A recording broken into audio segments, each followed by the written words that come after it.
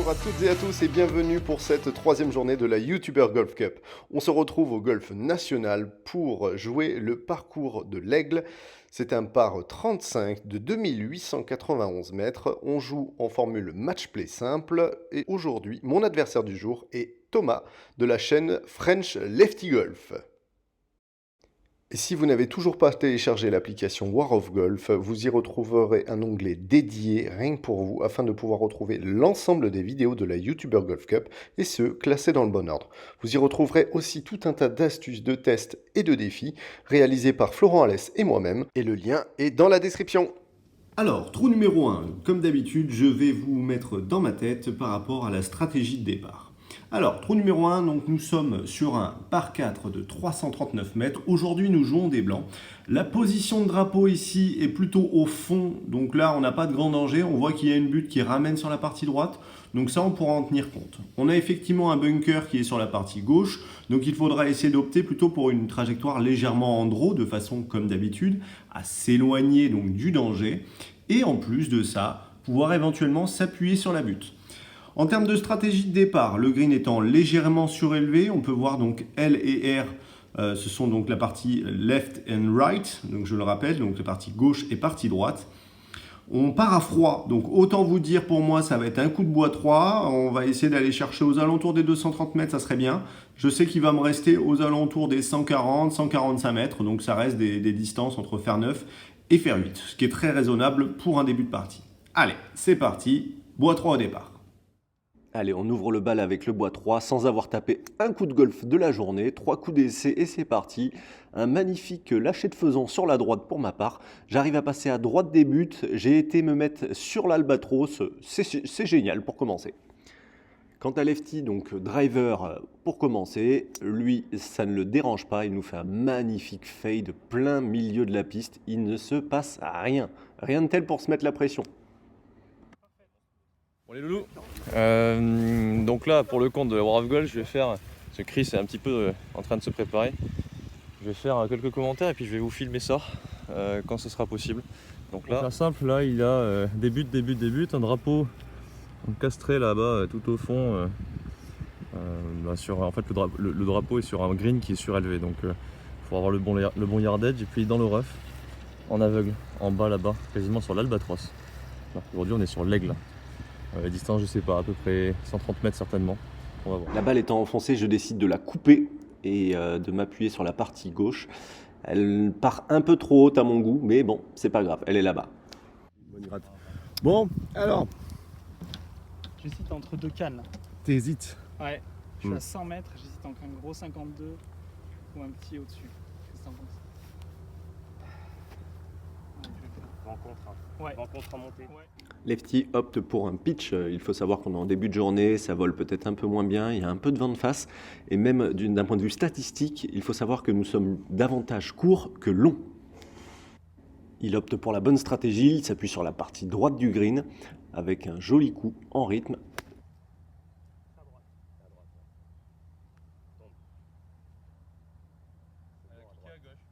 Ok.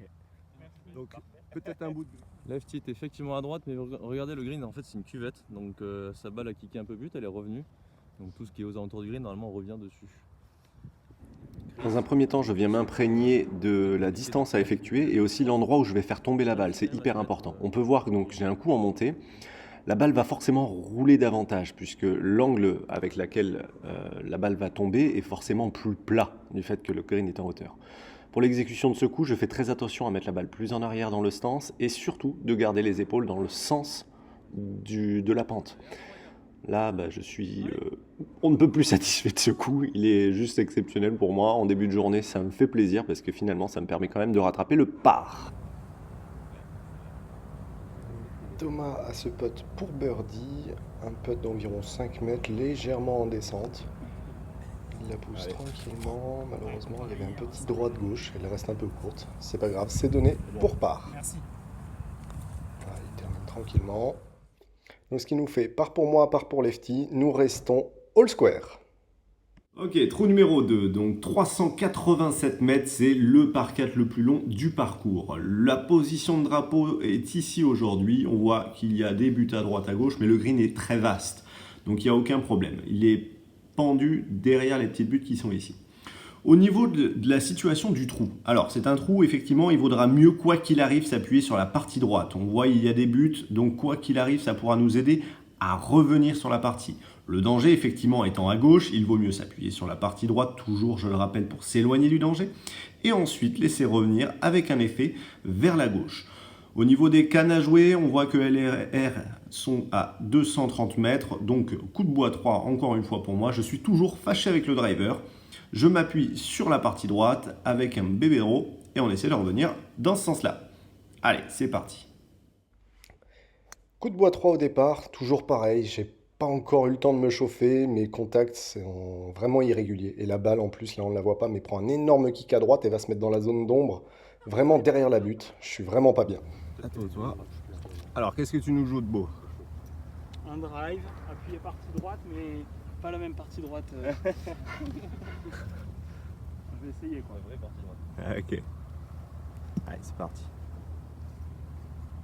Donc là on le voit, il met vraiment la face partie droite, milieu de but.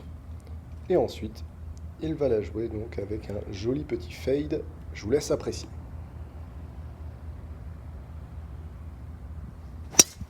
Ouais, parfait. Superbe. Merci, exactement là. Merci. Quant à moi, je la joue avec le fer 9 au-dessus de l'arbre. Alors c'est pas du tout la direction, mais ça je ne le saurai que là-bas, puisque je perds la balle.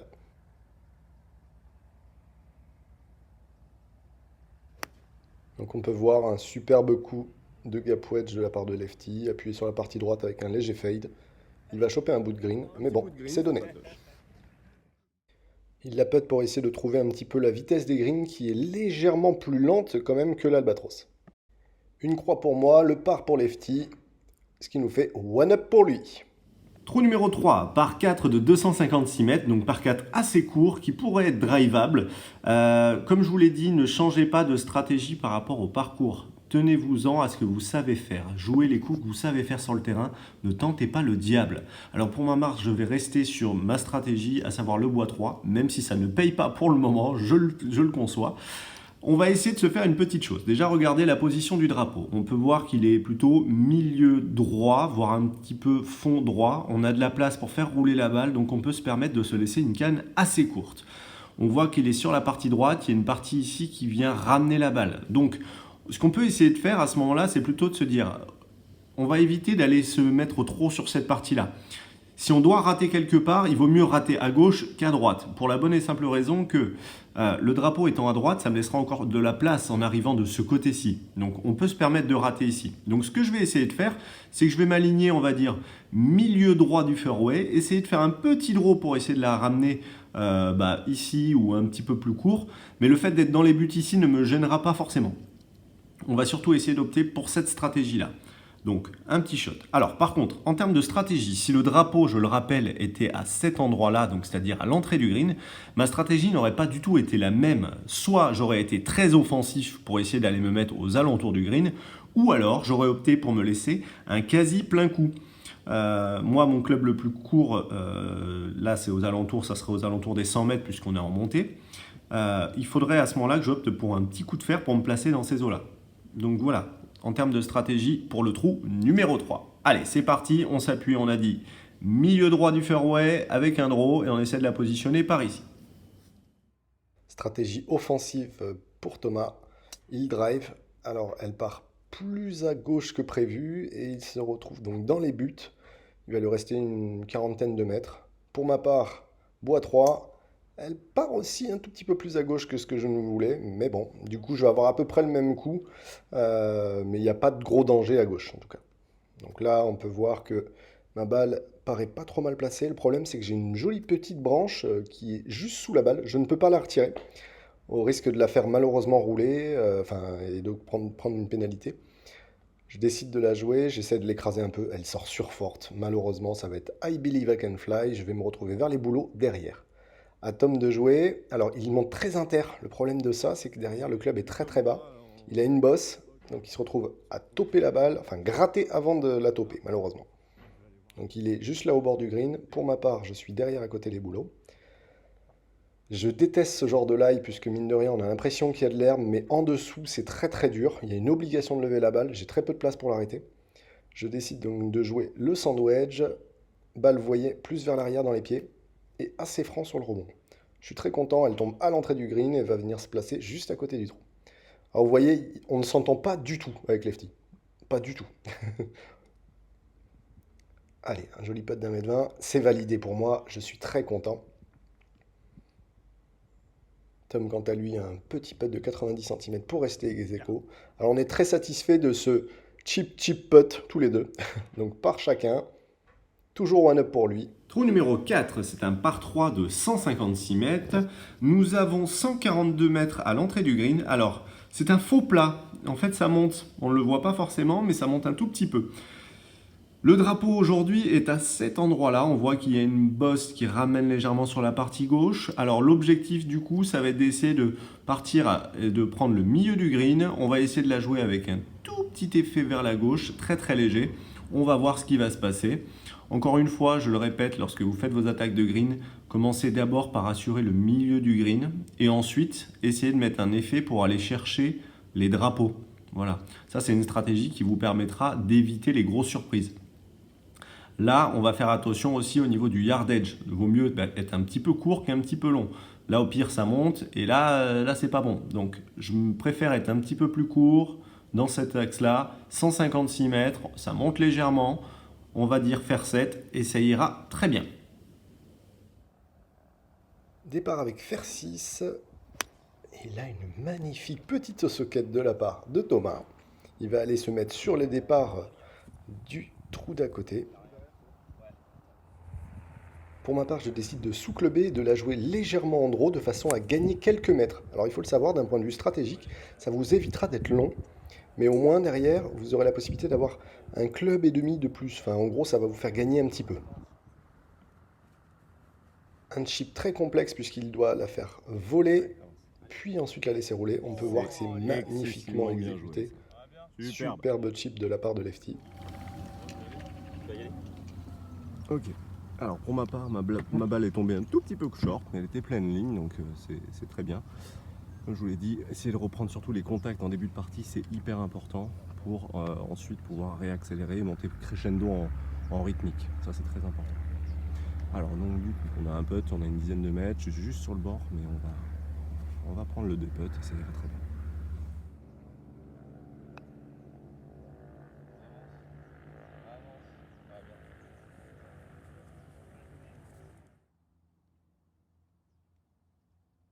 Putt pour part et sauver le point. Alors, il prend du temps devant la balle. Et elle termine juste en dessous, c'est dommage. Donc, part pour moi, bogey pour Lefty, ce qui fait que nous repassons all square. Trou numéro 5, donc c'est un par 4 de 386 mètres en dodleg gauche, donc c'est-à-dire que le trou tourne à gauche. Là, on peut voir que l'on devine très légèrement donc la cabane. Alors la cabane, de mémoire, je crois bien que ça ressemble à ça, hein. Alors il faut faire très attention parce qu'effectivement, on ne voit pas grand-chose sur ce trou-là. Il y a deux options, soit une option agressive où on passe par-dessus les arbres, soit une option safe où on va jouer, vous voyez le point A là qui est ici en plein milieu à 241 mètres avec un léger draw histoire de pouvoir s'allonger le fairway. C'est là que ça va vous servir les amis de maîtriser les effets par la suite parce que finalement regardez, si on joue tout droit ici, on a un pépin. Si on crée le même coup avec un effet, on est pas mal. Donc l'idée c'est de prendre cette stratégie là et de la jouer un tout petit peu avec cet effet, ce qui va vous permettre de vous raccourcir déjà le trou et en plus d'épouser la forme du fairway. Donc très important, on a dit là 272 mètres pour ici, avec mon bois 3 je n'irai jamais à cet endroit donc je suis tranquille. Ce que je vais faire à ce moment là c'est que je vais jouer la position L, donc partie gauche du fairway avec un joli petit effet en draw. La position de drapeau est assez courte sur le green, donc je préfère me laisser un plein coup, à savoir aux alentours des 115-120 mètres. Donc on serait pas mal dans ces eaux-là. Allez, c'est parti. Alors on s'aligne à la corde et ensuite on la fait faire un joli petit draw. Donc je suis très content de ce shot, elle est parfaite.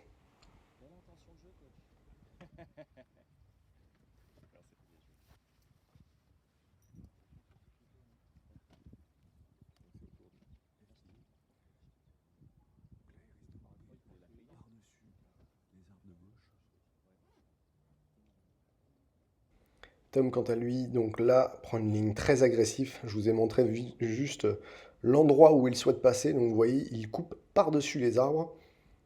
Et là, regardez ça. Elle est magnifique. Le drapeau étant sur la partie droite, on pourrait croire que jouer en fade serait la bonne stratégie. Or, il y a une butte à droite. Donc c'est pour ça que je décide de m'appuyer en draw. Pas de bol, elle part pas à droite, elle part droite sur le mât, mais elle tourne. C'est pas grave, je suis bord de green, il se passe rien du tout. Les amis, lorsque vous êtes en pente, je dois vous dire quelque chose. Vous êtes obligé de faire des coups d'essai, obligé pour savoir où est le sol. Malheureusement, regardez, Lefty en fait les frais. Il n'a pas fait de coup d'essai. Il ne sait pas exactement où est le sol, ce qu'il va forcément tout de suite corriger derrière sur la deuxième balle. Vous voyez, ce n'est pas du tout la même chose. Donc bien évidemment, malheureusement, il a joué son 4e coup puisque la première balle a été topée. On l'a perdu dans les buissons derrière. Ok, donc à hauteur, juste sur la partie droite.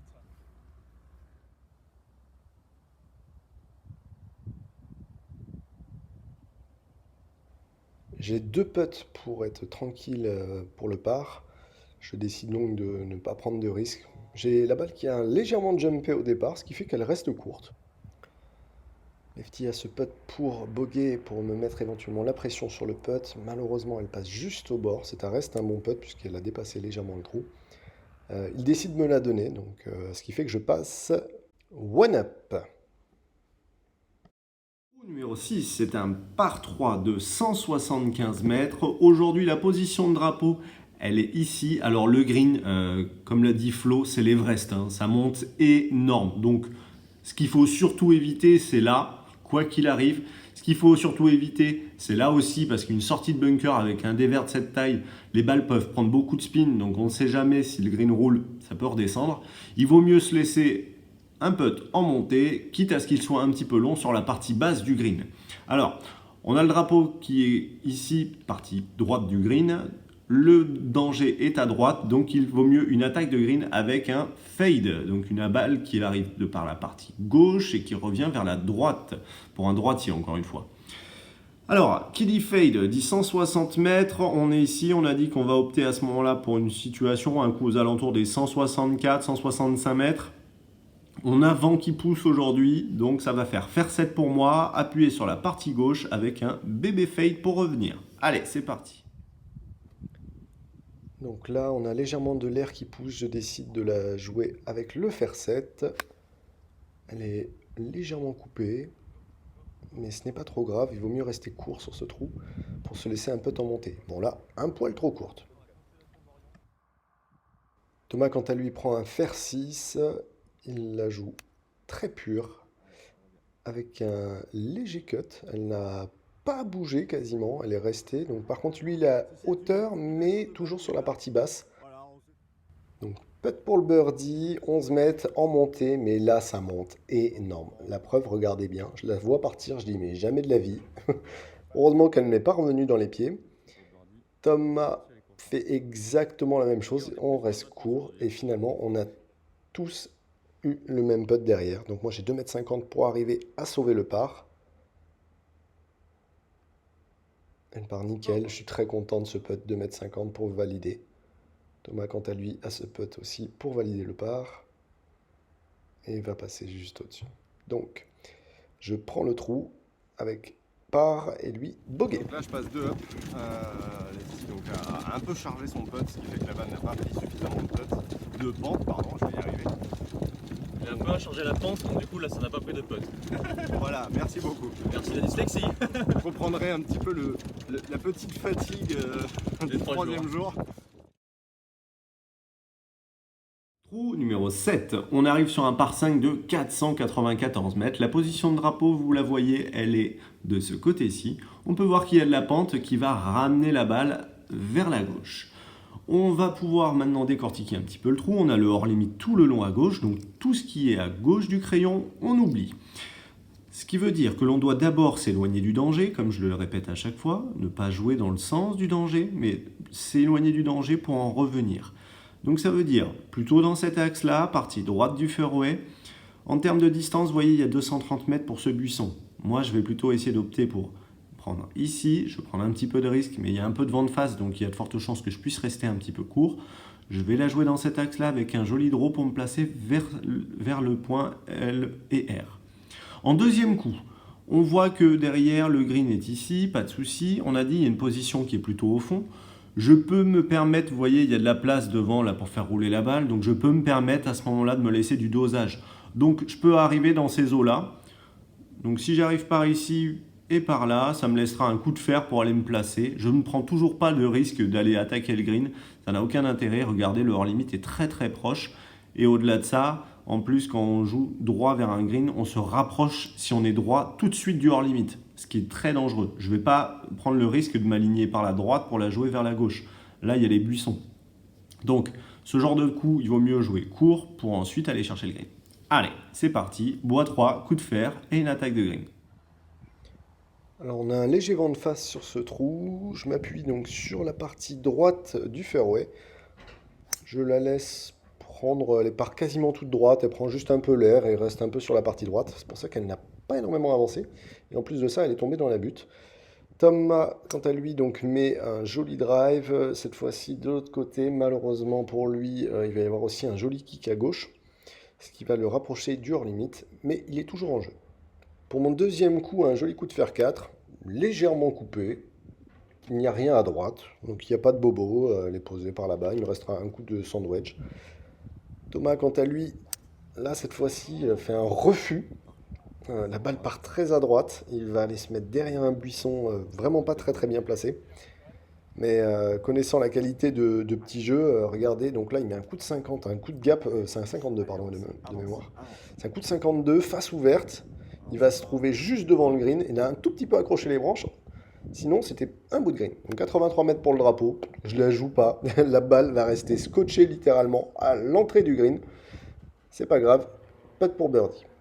Thomas a ce chip pour arriver à se mettre en bonne position pour sauver le par. C'est chose faite.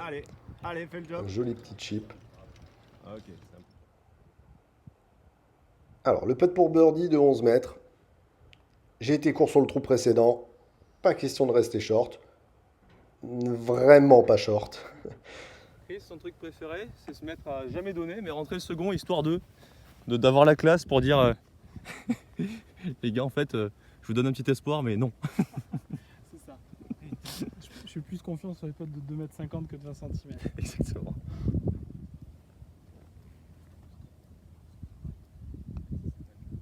Roule. Et tiens. Je m'auto-fatigue, les gars, je vous assure, je m'auto-fatigue. Alors, si vous devez faire deux putts, choisissez une option qui est plus sereine que ça. D'accord. Surtout, ce que je vais vous montrer, c'est que regardez la gueule du putter, quoi. Ah, ça va, vous le connaissez tous celui-là au moins. Allez. Allez, bon, Toto. C'est pour rester dans le match. Yes, bien joué. c'est solide, c'est bien. Merci.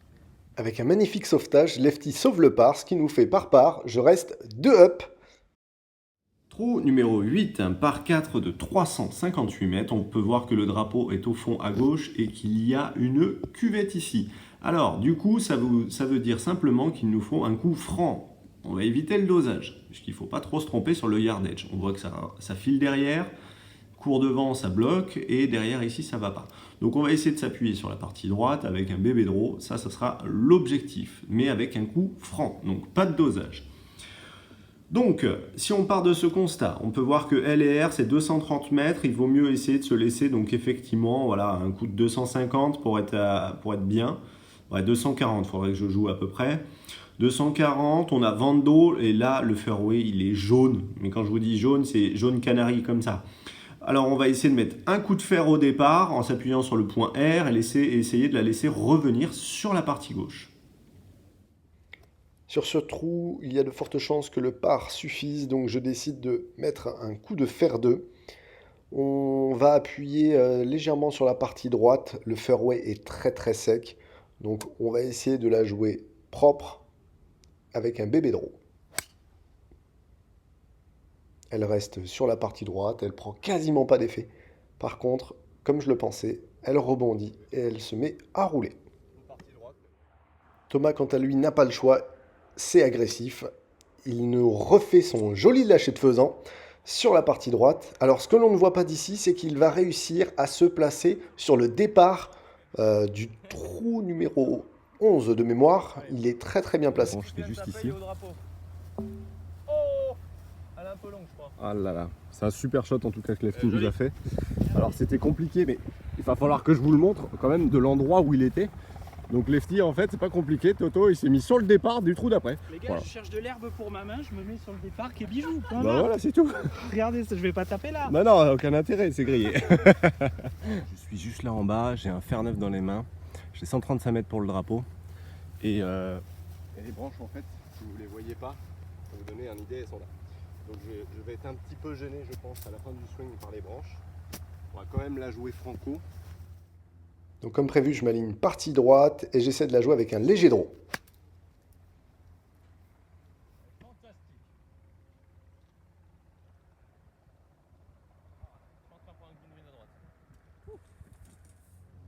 Alors j'ai ce putt de 6 mètres environ pour gagner le match. Il me faut un par et lui obligatoirement un birdie. Donc je décide de m'aligner pour le par. Je garde cette stratégie. C'est un bon putt. Elle reste sur la partie gauche. Je pensais qu'elle allait revenir. Allez, Tom a celui-ci pour rester dans le match. Ça rentre, ça se sauve.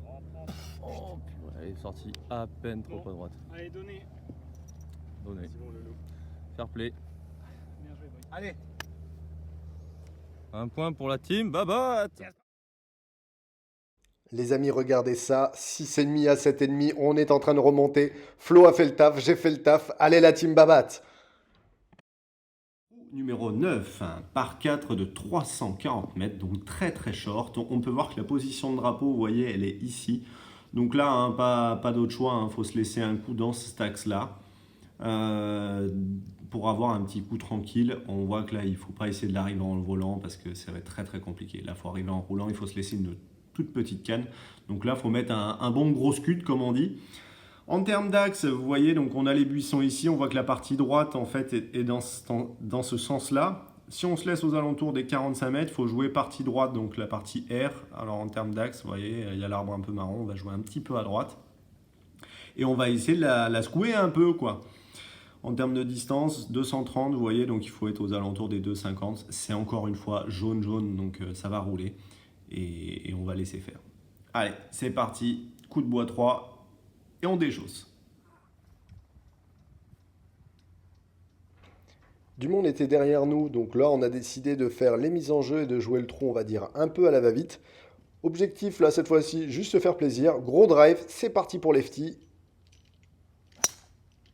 Il a mis un scud avec un joli petit rebond. Vous voyez, c'est très sec. Hein.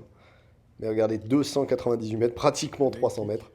Pour moi, bah, du coup, je continue sur ma stratégie. Ils ont essayé de me faire changer et de me faire prendre autre chose. J'ai refusé cordialement. Je reste sur ce que je sais faire. Je reste dans ma bulle, puisqu'il y a encore un point à aller chercher au retour. C'est très important. Allez, coup de bois 3.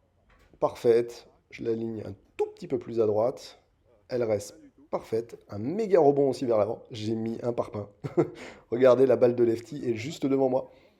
Donc là, il y a Flo qui est là-bas. Il a mis un monstre à plus de 310 mètres, 320 mètres peut-être. C'était énorme. Donc là, on va juste pousser la balle sur le green. On ne va pas le putter, mais on va compter 2 putts pour les stats.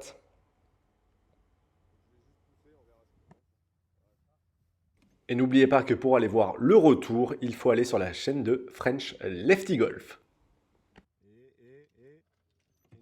Yes les amis, bon, eh ben, juste avant de passer au stats, comme d'habitude, on va passer aux remerciements.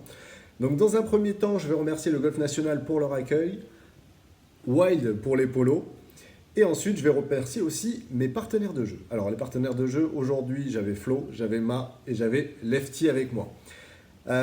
Merci mon Lefty parce que finalement on a partagé un super match dans une bonne ambiance, on a eu quelques coups ratés et ça nous a permis d'échanger puisque entre le moment où on a fait le match et entre le moment où vous allez voir justement ce match en vidéo, Lefty et moi donc on est restés en contact et on a décidé ensemble de collaborer pour arriver à faire passer son niveau de jeu à un autre niveau. Donc vous allez pouvoir retrouver d'ailleurs tout ça sur sa chaîne lors des prochains mois. Alors, pour maintenant parler un petit peu statistiques. Et juste avant, pardon, excusez-moi. Merci à Flo pour la vidéo de drone. Merci à toi aussi pour m'avoir aidé à filmer au départ parce que j'étais vraiment pas dedans. J'étais en stress, en speed dans tous les sens. Dans tous les cas, je le redis les amis, ne partez pas au départ d'un trou sans vous échauffer. Ça, c'est indispensable. Le trou numéro 1, si vous n'arrivez pas chaud, c'est pas grave. Le saut de balle que vous n'avez pas fait, c'est ce qui va se passer sur les premiers trous. Le saut de balle, ça va être vos coups de golf. Donc prenez le temps, allez vous échauffer avant. C'est très important puisque ça va vous permettre de recréer les sensations du jour et de recaler tout ça avant votre départ. Statistiques. Alors du coup, j'ai ma petite feuille. Hop là, je vais m'en remettre dessus. Au niveau des stats, donc là ce que j'ai essayé de faire, c'est qu'à chaque fois je vais vous donner ma statistique et celle de Lefty, parce que j'ai essayé de faire les siennes aussi. Alors au niveau du score sur 9 trous, on n'a pas été ouf, mais bon, il y a eu match, encore une fois, c'est ce qui est le plus important. J'ai fait un score de plus 2 avec ma petite croix, hein, puisque lorsqu'on est pro, une croix finalement c'est un double, donc on va essayer de repartir là-dessus. Lefty a fait plus 4 quant à lui. Un mauvais passage, ça c'est ce qui malheureusement arrive assez souvent. Au niveau des fairways, on a pris 2 fairways chacun sur 7. Donc on n'a pas été excessif au niveau des fairways. Au niveau des greens en régule, j'en prends 4, il en prend 5, donc plus de greens en régule que moi. Au niveau des distances au drapeau, en termes de statistiques, donc là je parle lorsqu'on tombe sur le green et lorsqu'on arrive justement à la fin, lorsqu'il faut arriver simplement à la potée. En moyenne, j'étais à 7,75 m des drapeaux sur les greens en régule. Oui, c'est un peu loin par rapport à ce que vous avez vu sur l'autre match où j'étais à moins de 3 mètres, et ça change tout. Lefty, quant à lui, était à 7,60 m, donc un tout petit peu plus proche. Au niveau des putts, je prends 14 putts parce que j'ai pris un tout petit peu moins de green. Lefty en prend 17, donc il a lâché un 3 putts, ça lui a fait un peu mal. Au niveau de la moyenne de putts sur les greens en régule, je fais 2 putts de moyenne. Je reste dans la stat, il ne se passe pas grand-chose. Et Lefty, quant à lui, en prend 2,2. Pour les effets, parce que ça c'est important que vous le voyez, je fais 39% de mes coups en fade, pour 39% des coups en fade aussi pour Lefty. Ce qui a changé au retour, c'est que derrière, au niveau des draws, j'en ai fait 39%. Donc j'ai fait exactement le même nombre de draws et de fade. Et après, lui en a fait 28%. Alors pourquoi 28% et non pas 39%? J'ai rentré aussi les coups ratés. Alors les coups ratés, je parle des coups catastrophiques qui n'ont rien à voir avec le projet de base. J'avais eu 22% de mes coups qui étaient ratés. Donc quasiment 1 sur 5. C'est une stat. Et Lefty, quant à lui, a eu 33%. Donc, malheureusement, 1 coup sur 3. Donc, ce qui fait que derrière, c'est ce qui lui a fait manger quelques points à la fin. Souvenez-vous, en fait, ce qui est très important, encore une fois, c'est les très bons coups qui vous font gagner des points et c'est les très mauvais, en fait, qui vous en font perdre. Ce n'est pas les coups intermédiaires. Il faut savoir qu'on fait autant de bons coups que de mauvais coups en moyenne. Donc, essayez de rester sur une stratégie simple avec tous les coups que vous savez jouer. Je le répète, quand vous allez sur le terrain, ce n'est pas le moment de faire de la chimie. Les mélanges, ça se fait au practice. C'est-à-dire que si derrière vous devez faire des tests, c'est au practice. Une fois sur le terrain, c'est plus le moment d'essayer de tester, c'est le moment d'appliquer. Donc, souvenez-vous bien de ça lorsque vous irez au practice. C'est là où vous devez essayer de tout faire. Mais une fois sur le parcours, faites ce que vous savez faire. Très important. Donc voilà. Encore une fois, donc ça c'était un petit peu tout ce que je voulais par rapport aux statistiques. N'oubliez pas, la dernière statistique, c'est vous qui allez me la donner. On explose les likes et on explose les partages. N'oubliez pas qu'il n'y a que comme ça que vous pouvez nous remercier. Donc, je compte sur vous. Explosez-moi la barre des likes. Partagez la vidéo au maximum à vos amis de façon à pouvoir les aider dans la stratégie éventuellement. Si vous n'avez toujours pas téléchargé l'application War of Golf, elle est disponible, je le rappelle, en lien dans la description. En tout cas, moi je vous retrouve avec Flo dans l'app pour plein de conseils et la suite. A très bientôt tout le monde. Ciao, ciao!